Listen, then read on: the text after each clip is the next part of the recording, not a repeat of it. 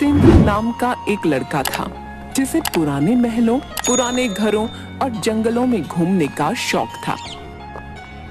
इस शौक के कारण उसे उसके माता पिता हमेशा डांटते रहते थे। एक दिन जितेंद्र के पापा जी उसके रूम में आते हैं और देखते हैं कि वह कपड़े, कैमरा और सामान पैक कर रहा है। तभी उसके पापा जी बोल पड़े, जितेंद्र, कहाँ जा रहे हो? पापा, और कहाँ जाऊंगा, हिस्टोरिकल प्लेस और कोई नई जगह खोजकर वहां के इतिहास को देखूंगा। इसके बाद वहां पैरानॉर्मल एक्टिविटी को समझने की कोशिश करूंगा। तुमसे कितनी बार कहा है कि इन फालतू के झंझटों में मत पड़ा करो। किसी नेगेटिव चीज को छेड़ना अच्छा नहीं होता। पापा, ये मेरा शौक है, अभी नहीं करूंगा तो कब करूंगा? तेज बातों की आवाज सुनकर उसकी माँ भी आ जाती है। क्या हो रहा है? क्यों इतनी तेज गुस्सा हो रहे हो? और क्या होगा, पूछो अपने लाल से। खंडरों में जाएंगे भूत पकड़ने, अपनी जिंदगी से खिलवाड़ करने। यह सुनकर माँ गुस्से में, तू कहीं नहीं जा रहा है? कुछ आया कि नहीं समझ में? क्या कह रही हूँ मैं? अरे माँ, मैं अकेले थोड़ी न जा रहा हूँ, मेरे साथ दोस्त भी जा रहे हैं। अब बच्चा तो नहीं हूं ना। जाने दो इसे, मानता ही नहीं, जब देखो मनमानी करता रहता है। अरे मैं जल्दी आ जाऊंगा, आप गुस्सा क्यों हो रही हो? अभी तक कुछ हुआ क्या जो आप अब भी टेंशन ले रही हो? ठीक है, जा अपना ध्यान रखना, साथ ही कॉल करते रहना। माँ की बातों के साथ उसके पिता सर हिलाकर सहमति जता देते हैं। दूसरे दिन वह दोस्त राहुल और पंकज के साथ मध्य प्रदेश के बुरहानपुर से कुछ दूर एक हवेली में था। यार राहुल, बुरहानपुर से वो हवेली कितनी दूर है? पंकज बीच में ही बोल पड़ता है, मैंने सुना है कि उस हवेली में कोई साया है, क्या ये सच है?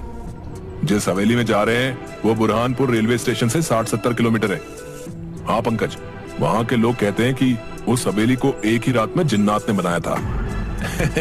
यार कुछ भी, हम लोग कितनी जगहों पर गए, कभी कुछ मिला है? हवेली पर भी कुछ नहीं मिलेगा। मैंने सुना है कि वहाँ पर रखवाली के लिए किसी को रखा भी गया है। हाँ यार, सुना तो है। तुम दोनों की ये बड़ी खराब आदत है, तुम दोनों सुनी सुनाई बातों पर विश्वास करने लगते हो। चलो वहीं चलकर देखें कौन है जिन्नात।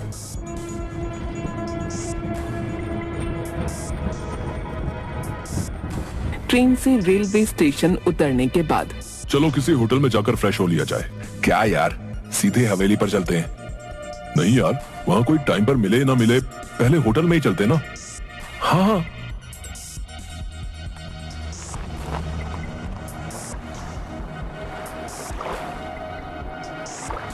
फिर तीनों होटल में जाते हैं। वहाँ भी हवेली की बातें में वो बात कर रहे होते हैं। मैं तो बहुत एक्साइटेड हूँ हवेली पर जाने के लिए। तभी होटल मैनेजर, सर आप मत जाइए, वो हवेली बहुत मनहूस है। जो भी गया और रात में रुका तो कभी वापस नहीं आया। तभी जितेंद्र रोकते हुए, क्या फालतू की बातें कर रहे हो? कभी गए हो वहाँ? फालतू की बातें करते हो। सॉरी सर, पर क्या? जाओ यार यहाँ से, फालतू में डराओ मत। मैनेजर वहाँ से चला जाता है। तुमने उसे इतना बेमतलब डांट दिया, ये गलत है भाई। पंकज भी हाँ में सिर हिलाता है। हाँ यार, यहाँ से जाते हुए उनसे माफी मांग लूंगा। माँ और पापा का गुस्सा इन्हीं पर उतर गया। तैयार होने के बाद कैब बुक कर लेते हैं। कुछ देर बाद कैब आती है और वो बैठकर जाने लगते हैं। रास्ते में पंकज रुकने को कहता है। जैसे ही गाड़ी रुकी वैसे ही एक बूढ़े बाबा आकर खिड़की के कांच पर जम से आकर ठोकते हैं। तीनों घबरा जाते हैं। आ गए तुम वापस, वो तुम्हारा ही इंतजार कर रही है। वो अभी यही है, कहीं नहीं गई। अरे बाबा, इन्हें डराओ मत, अपने लोग हैं। पागल है बाबा।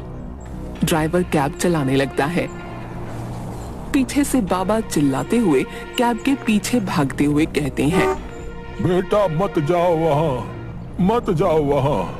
हवेली पहुँचने के बाद गाड़ी वाला सिक्योरिटी गार्ड के पास छोड़कर चला जाता है। सलाम साहब, मैं निचांग, इस हवेली का गार्ड। हेलो निचांग। चलिए साहब, आप रूम में बैठिए, मैं आपके लिए चाय लेके आया है। ये चाय क्या है? पीने वाला, वो आप टी कहते हो ना, टी, वही। तीनों हंसने लगते हैं। उन्हें देख निचांग को भी हंसी आ जाती है। अच्छा चाय, जाओ जाओ लाओ। तीनों चाय पीने के बाद निचांग से, चलो हमें घुमा दो हवेली। साहब आप अंदर जाकर लेफ्ट मुड़ जाना, वहाँ अम्मा मिलेगी है, वो आपको घुमा देगी है साहब, पर शाम से पहले वहाँ बाहर आ जाना है, नहीं तो क्या साहब अच्छा नहीं होगा। बेहूदी बातें, कोई सेंस नहीं है इन बातों में। वो बूढ़ी औरत जब बाहर निकलेगी हम भी आ जाएंगे। नहीं साहब, अम्मा को वो कुछ नहीं करेंगे, आपको कुछ हो गया तो मेरी नौकरी खतरे में आ जाएगी है? भाई जल्दी आ जाएंगे ना हम। यार तू आए ना आए, हम दोनों आ जाएंगे। हाँ चलो ठीक टाइम से पहले आ जाएंगे। अब तो चलो। अंदर जाते हुए लेफ्ट से कुछ पत्थरों की आवाज आ रही थी, जैसे कि उनसे कुछ पीसा जा रहा हो। तीनों धीरे धीरे अंदर पहुंचते हैं। तभी वह बूढ़ी अम्मा मसाला पीसते हुए दिखती है। अम्मा, ओ अम्मा। वह मुड़कर कोई जवाब नहीं देती। फिर पंकज आवाज देता है, ओ दादी, ओ दादी। वह मसाला पीसते हुए रुक जाती है, धीरे से पीछे देखती है। वह उस वक्त काफी डरावनी सी लग रही थी और कहती है, अच्छा इस बार बच्चों आप लोग आए हैं। जी अम्मा, आप हमें इस हवेली में घुमा दोगी? हाँ, पर कोई मुझसे दूर नहीं जाएगा, विशेषकर ऊपरी मंजिल पर बिल्कुल भी नहीं। क्यों अम्मा, ऐसा क्यों? इसे जिन्नात की हवेली क्यों कहते हैं? इस हवेली को इंसानों ने थोड़े ही बनाया है। इसे मेरे वालिद जो आलिम थे, उन्होंने जिन्न को काबू करके रातों रात इस हवेली को बनवाया था। क्या वो जिन्न अभी भी काबू है? अब वह सभी जिन्न किसी के काबू में नहीं है। मतलब कुछ भी है? अब थोड़ी होते हैं जिन्न, अब मशीनों से 2 मंजिला मकान में साल भर के करीब लग जाते हैं। तो ये हवेली वो भी रात भर में? इम्पॉसिबल। मैं ऐसे नहीं मानता। मत मानो, वैसे जिन्न को आग से बनाया जाता है। वह जहाँ रहते हैं वह जगह काफी गर्म रहती है। इतना कहकर अम्मा मसाला लेकर अंदर चली जाती हैं और खाना बनाने लगती हैं। अरे यार, इन्हें तो काफी टाइम लगेगा, चलो हम ही घूम ले हवेली। अम्मा अंदर से सुन रही थी, तभी कहती है, बेटा आप ऊपरी मंजिल पर मत जाना और कुएं पर भी नहीं। अरे फालतू की बात है, चलो चलते हैं, कुछ नहीं होगा वहाँ। तभी जितेंद्र को कोई बच्ची दिखाई देती है जो दीवार के पीछे से झांक रही थी। तुम चलो, मैं आता हूँ। वह उस लड़की के पास जाकर पूछता है, तुम्हारा नाम क्या है? जरीन। वह अपने बैग की जेब से चॉकलेट निकाल कर देता है। जरीन चॉकलेट लेकर उसे उदासी भरी नजरों से देखती रहती है। आप यहाँ से चले जाओ। इतना कहकर उदासी के साथ वह वहाँ से चली जाती है। जितेंद्र को उसे देखकर बहुत अजीब लग रहा था। तभी बहुत तेज आवाज आती है, जैसे कि गहरे पानी में कुछ गिरा हो। जितेंद्र दौड़कर आवाज वाली जगह पर जाता है। वह देखता है कि राहुल अकेला कुएं की दीवार पर बैठा था। वह राहुल से पूछता है, ये किस चीज की इतनी तेज आवाज थी? पंकज कहाँ है? इतने में पीछे से पंकज भी दौड़कर आता है। वो भी पूछता है, क्या हुआ? कुछ भी तो नहीं, बस इस कुएं में पत्थर फेंका था। इतने में पंकज घबरा कर कहता है, वो बूढ़ी औरत ने तो कुएं के पास आने के लिए मना किया था, तो तू यहाँ क्यों बैठा है? चल उतर जल्दी, चल यहाँ से। पंकज राहुल का हाथ गुस्से और जोर से पकड़कर वहाँ से दूर ले जाता है। पीछे से जितेंद्र कहता है, अरे यार, अगर वो वहाँ पर बैठ भी गया और उसने पत्थरों को फेंक भी दिया तो क्या हो गया है? इसमें कौन सी बड़ी बात हो गई? भाई मुझे यहाँ बहुत घबराहट हो रही है, आसपास बहुत अजीब सा लग रहा है। वॉशरूम की दीवार पर मेरी परछाई दिख रही थी, तभी एकदम से 2 बड़े हाथ मेरे गले की तरफ आ रहे थे। तभी पानी में कुछ गिरने की तेज आवाज आई और मैं तेजी से दौड़कर यहाँ आ गया। भाई तुम इन लोगों की बातें सुनकर ना वहम में आ गए हो। ऐसा कुछ भी नहीं है जैसा तू सोच रहा है। चलो अब हवेली घूमते हैं। जितेंद्र का ध्यान बार बार उस खामोश फितरत वाली बच्ची पर जा रहा था जो बिल्कुल कुछ नहीं बोल रही थी।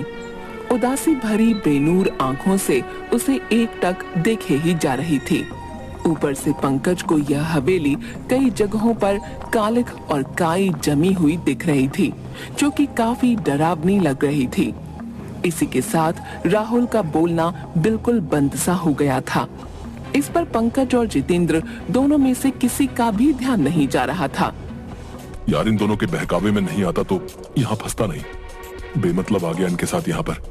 कमरों में घूमते हुए पंकज की और जितेंद्र की नजर कमरों पर बनी नक्काशी पर जा रही थी। साथ ही वहाँ थके थके व बेमन से टिमटिमा रहे पुराने बल्ब जो कभी भी दम तोड़ दें। दीवार पर कई जगह जानवरों के सर लगे हुए थे, जिसके कारण हवेली काफी भयानक लगने लगी थी। ये जगह इतनी डरावनी और अजीब क्यों है? दूसरी जगहों पर इतना डर नहीं लगा था, पर यहाँ तो उल्टा मुझे ही ज्यादा डर लग रहा है। कुछ यहाँ जो पर्दों में छिपा है। धीरे धीरे वह वापस आंगन में बूढ़ी अम्मा के पास पहुंचकर उनके पास बैठ गए। जितेंद्र के मन में बहुत सारे सवाल आ रहे थे। वह आखिरकार पूछ ही बैठा। ऊपरी मंजिल पर जाना क्यों मना है? वह किसी को भी ऊपरी मंजिल पर जाने वाले को जिंदा नहीं रहने देते। आप इस सब पर विश्वास करती हैं? ये चीजें तो बस वहम होती हैं। मेरा बेटा भी नहीं मानता था, कितना समझाया, लेकिन होनी को कौन टाल सकता है। बेटा, आप इन चीजों को समझने की कोशिश करो। आपका एक साथी कहाँ है? पंकज और जितेंद्र दोनों उसे ढूंढने लगते हैं। इतने में वह जरीन लड़की जितेंद्र को मिल जाती है। वह उसे कहती है, आज बहुत भारी दिन है, आप कहीं नहीं रुकना। आप अकेले दोस्त के साथ वापस चले जाओ। मैं इस बच्ची की बात को क्यों नहीं समझ पा रहा हूँ। आखिर कहना क्या चाहती है? बेटा, आप क्या कहना चाहती हो? थोड़ी देर में आपका यहाँ से निकलना मुश्किल हो जाएगा। आप और आपका एक दोस्त, आप दोनों चले जाओ। जाने कब राहुल को ढूंढने ढूंढने में पंकज सबसे ऊपरी मंजिल पर पहुंच गया। उसे मालूम ही नहीं चला। उसे ऊपरी मंजिल के एक कमरे में काफी तेज रोशनी हो रही थी। उसने आवाज लगाई, राहुल तू है ना इस रूम में? मुझे डरा मत, कुछ बोल तो सही। अंदर से सिर्फ की आवाज आती है, जिसके कारण पंकज घबराने लगता है। इसके बाद वह जोर से चिल्लाता है, राहुल बाहर निकल जल्दी। पंकज की आवाज नीचे जितेंद्र के पास जाती है। वह समझ जाता है कि पंकज सबसे ऊपरी वाली मंजिल पर है। वह भी तेजी से ऊपर जाने लगता है। वह छोटी बच्ची उसे रोक लेती है। ऊपर पंकज गेट खोल लेता है और एक जोरदार चीख के साथ तेज रोशनी दिखाई देती है। फिर पंकज का शरीर धीरे धीरे नीचे आने लगता है, जैसे कि पानी पर तैर रहा हो। यह सब जितेंद्र की आंखों के सामने हो रहा था। एकदम से ये सब देखकर जितेंद्र वहीं बेहोश हो जाता है। जब वह आंखें खोलता है तो वो अपने आप को अम्मा के रूम में उनकी गोद में सर रखे पाता है। वह घबराकर बैठ जाता है और उठकर बाहर जाने लगता है। अम्मा उसका हाथ पकड़ लेती है। अब कोई फायदा नहीं है, अब रात हो चुकी है। तुम इस कमरे से निकलते हो तो तुम्हारा हाल भी दोस्तों जैसा हो जाएगा। देखना चाहते हो तो खिड़की के छेद में से देखो, खिड़की मत खोलना। जैसे ही वो बाहर देखता है तो उसके दोनों दोस्त दिखते हैं। एक अध जला और दूसरा पानी की वजह से फूला हुआ। ये कैसे हुआ? मैंने तुम्हें रोका था और कहा था ऊपरी मंजिल और कुएं पर जाना मना है। जो ऊपरी मंजिल पर गया वो जल गया, जो कुएं के पास गया वह पानी की वजह से फूल गया। जरीन, वो बच्ची कहाँ है? कौन बच्ची? जो मुझे ऊपर जाने से रोक रही थी। नहीं बेटा, यहाँ पिछले 40 सालों से कोई बच्ची नहीं है। जितेंद्र ये सुनकर बिल्कुल सुन्न सा रह जाता है। फिर वही लड़की को एक फोटो में देखता है। यही तो है वो बच्ची, यही तो है। यह मेरी बेटी है जो ऊपरी मंजिल से सीधे कुएं में जा गिरी थी, वही जिन्नों की वजह से। इसीलिए मैं यह हवेली छोड़ना नहीं चाहती हूँ। मुझे बाहर जाना है, हवेली से बाहर जाना है। सुबह होते ही मैं निकल जाऊंगा। बेटा, जो इस हवेली में एक रात में फंस जाता है फिर वो वापस नहीं निकल पाता। यही यहाँ की सच्चाई है। रात भर वो दोनों बैठे रहते हैं। सुबह होते ही जितेंद्र गेट खोलकर बाहर निकलता है। वैसे ही वो देखता है कि राहुल उसे आवाज दे रहा है। जितेंद्र, ओ जितेंद्र, यहाँ मेरे पास आ जा। ओ जितेंद्र, मैं यहाँ हूँ अंदर। फिर वह कुएं की दीवार पर बैठकर वापस अंदर कूद जाता है। फिर से यही रिपीट होता है। वह घबराकर मेन गेट खोलने की कोशिश करता है। वो गेट खुल तो जाता है, पर उसे गेट के उस तरफ वही दिखाई दे रहा होता है जो इस तरफ दिखाई दे रहा होता है, राहुल का कुएं में कूदना।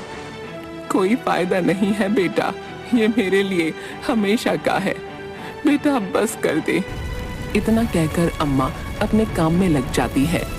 जितेंद्र को उसके वही दोस्त बार बार दिखाई देते हैं।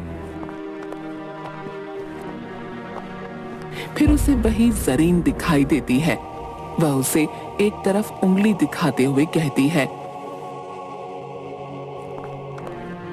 जाओ, आखिरी बार और आखिरी मौका, अब और न मिले मौका। इतने में उसके सामने उसके दोनों दोस्त खड़े हो जाते हैं। दोनों साथ साथ कहते हैं, ये सब कुछ नहीं होता है। फिर दोनों जितेंद्र को मारने के लिए अपने हाथ बढ़ाते हैं। तभी वही बच्ची उसे बचाकर बाहर निकाल देती है। जितेंद्र बेहोशी की हालत में बाहर आता है और उसे वही बाबा मिलते हैं। बेटा, मैं कह रहा था, वो तुम्हारा इंतजार कर रही है, वो तुम्हें छोड़ेगी नहीं। वो बाबा हंसते हुए निकल जाते हैं। जितेंद्र जैसे ही आगे बढ़ता है,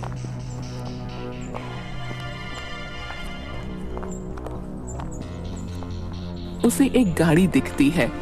उसमें भी 3 दोस्त उसी हवेली में जाते हुए दिखते हैं। वही सीन वापस से उसे दिखने लगता है, पर वो बाहर होता है। गाड़ी में कोई और होते हैं। जाते जाते वह वापस मुड़कर देखता है तो वो बच्ची उसे ही देख रही होती है। उस बच्ची के साथ भी वही हादसा होते हुए उसे दिखता है। बच्ची को आग लगती है और वो नीचे गिरने लगती है। अब जितेंद्र समझ गया था कि जिंदगी अनमोल होती है। बड़ों का कहना मान लेना चाहिए।